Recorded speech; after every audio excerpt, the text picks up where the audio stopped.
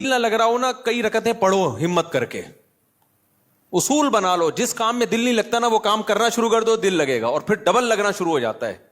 میں بہت سی مثالیں دیتا ہوں نا. دوڑا نہیں جاتا چلنا شروع کرو، چلا نہیں جاتا ہلکا ہلکا چلو، اپنے نفس پہ بوجھ ڈالو.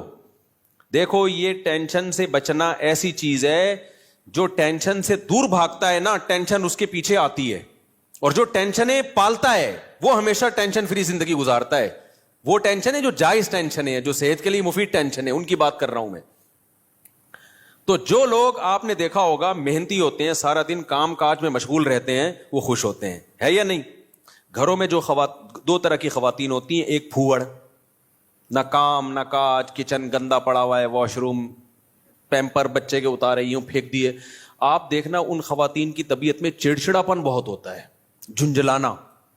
ذرا سے کوئی نصیحت کرو آگے سے جھنجھلا کے جواب ملے. ہر وقت ایسا لگتا ہے وہ توے پہ بیٹھی ہوئی ہے، خود بھی ٹینشن اور دوسرے کو بھی ٹینشن. لیکن آپ نے دیکھا گھروں میں جو خواتین بہت محنتی ہوتی ہیں، بچوں کی کیئر، شوہر کی مرضی کا خیال، گھر کو صاف ستھرا رکھنا ہر وقت، وہ خوش ہوتی ہیں. مردوں میں بھی ایسا ہی ہے. جتنے لڑکے آپ کے پوستی ہیں گھر کے اندر پڑے ہوئے کچھ نہیں کر رہے، ایسا لگے گا جیسے وہ توے پہ بیٹھے ہوئے ہیں.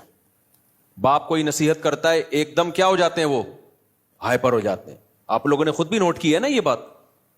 وجہ کیا ہے کہ جو آدمی کام کاج کی ٹینشن نہیں لیتا نا تو اللہ اس کو اسٹریس میں ڈال دیتے ہیں. جو محنت کے کام نہیں کرتا اسٹریس میں ڈال دیتے ہیں اس کو، ہر وقت ٹینشن ہے، وہ چڑچڑاپن پیدا ہوتا ہے. اور جو محنتی ہوتے ہیں صبح اٹھے ٹھک ٹھک ٹھک اپنے کام نمٹائے.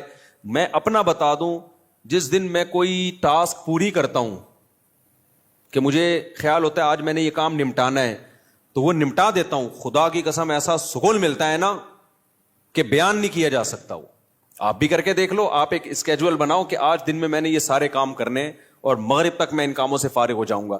دیکھو آپ کام کرنے کے بعد جب فراغت ہوگی آپ کو ایسا سکون ملے گا کہ آپ کو سکون کے لیے کسی ٹیبلٹ کی ضرورت نہیں رہے گی. تو آج کل ڈپریشن اور اسٹریس کی جو بیماریاں پھیل رہی ہیں اس کی ایک بہت بڑی وجہ بیکاری. بس ہر آدمی چاہتا ہے میں لائف کو انجوائے کروں، یوں کر کے بیٹھا رہوں، انجوائے کروں، پھر ٹک ٹاک دیکھتا رہے گا اور گھماتا رہے گا، دیکھ یہ والا دیکھ لیا، یہ والا دیکھ لیا. ہوتے ہوتے لاشعوری طور پر وہ آپ کے دماغ کو اندر سے ڈیمیج کر رہا ہے، آپ کو پتہ بھی نہیں ہوتا. اس میں سیاسی خبریں آ رہی ہیں، کوئی دوسرے کو گالی، وہ اس کو گالی، وہ فلانا ایسا، وہ ڈمکانا ایسا، کارٹون بنا کے سیاسی لیڈروں کے مذاق.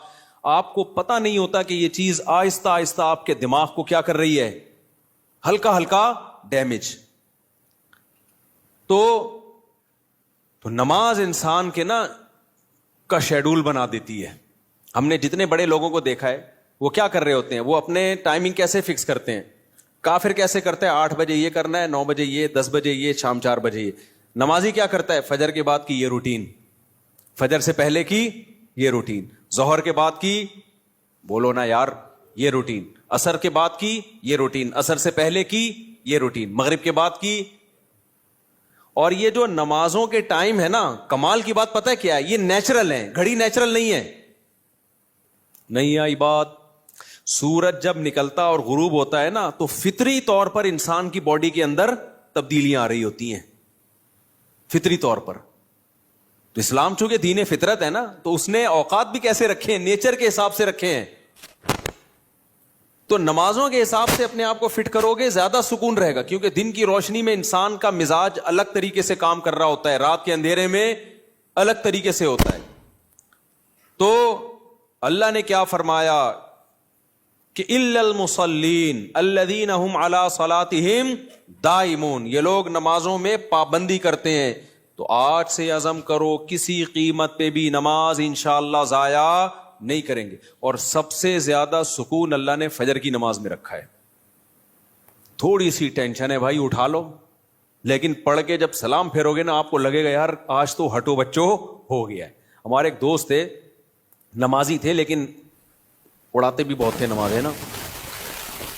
اب وہ بہت پرانی بات ہے، 15-20 سال پرانی بات، بالکل ینگ تھے تو نائٹ فال بھی ہو جاتا ہے جوان آدمی کو. ایک دن کیا ہوا، میں نے ان کو بولا بھائی آپ کو سفر میں حضر میں کہیں بھی یہ ہونا، آپ نے غسل کر کے نماز پڑھنی ہے.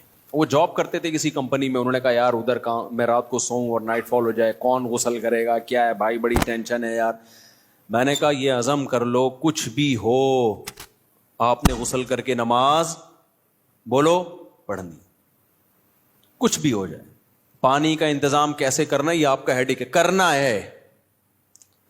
تو اللہ انہیں جزائے خیر دے، انہوں نے ہماری وصیت پر عمل کیا. ایک دن پھر انہوں نے ہمیں بتایا کہ سردیاں تھیں، غسل فرض ہو گیا، صبح پریشان ہوں کہاں سے پانی لے کر آیا، کہیں جنگل منگل میں ہو گیا، کوئی پروجیکٹ ہوتا ہے نا، پانی لایا اور پھر کس طریقے سے میں نے بڑی ٹینشن میں سردی میں غسل کیا. کہتے ہیں خدا کی قسم اس کے بعد جو نماز پڑھی ہے، ان کے الفاظ ہیں، اتنا لطف اور اتنا مزہ آیا کہ